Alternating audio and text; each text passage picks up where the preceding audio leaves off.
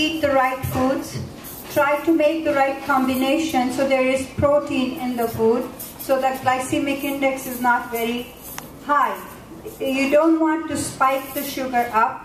If the sugar stays higher in our blood longer, that's when the damage gets done. So eat 3 meals. Try to have a snack if you want, but have protein every meal. Protein lowers the glycemic index of the foods. Also, it's how we eat. Please try and eat as if you are on a date. Slow down. There is no rush. You get a glass of wine or you get a drink, you swirl it, you sniff it, you smell it. There is no need to rush. Start with a salad first.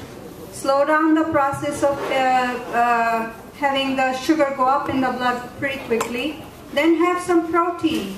Then have some carb. You can even have dessert, as Dr. Ramesh Nayak said. There are no foods that are not allowed. It's only eating the right portions, right combinations. Each diet is individualized. What works for me may not work for Lori or somebody else. So each one of us have to work with our own goals. Do not hesitate to talk to your doctor or a specialist who can individualize your own goals. We all have different needs. Today the meal will be served, same meal, but each one of us will have a different choice, different combination, different portion, how fast we eat, how slow we eat, how much we take more of, which food we eat first. So each one, if we test everybody's sugar after the same meal, we'll have a different sugar because we are all different. What I do day in and out, most of it, I only do 10%. My patients have to do 90%. I help them change what they do. I cannot do it for them. So it's your own awareness towards food, your own goals, how you're going to meet them. And what are your goals? Are your goals to keep sugar between 100 and 180? Is that what your goal?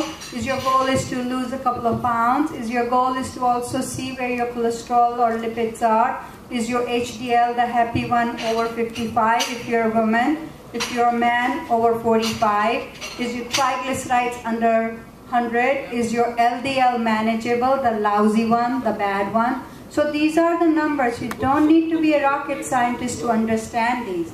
You just ask your doctor to give you a copy of your last 2 lab works. See what the trend is. Track your progress. If your hemoglobin A1C is starting to crawl up from 6.3 to 6.5 to 6.8, something needs to change.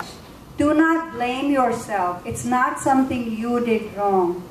You can help. Tomorrow is another day. What happened in the past is past.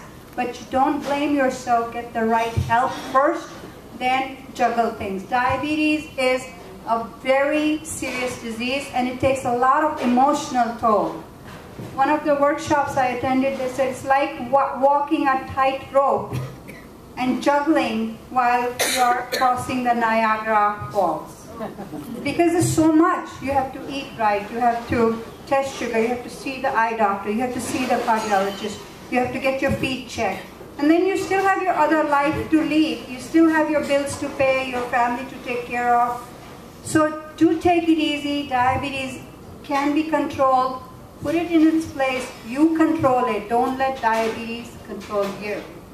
So I'm going to end here. And we're going to take a few questions as all of us are here. Oh, actually, I'm sorry. I do have a couple of things to add. So routine exercise, summing it up.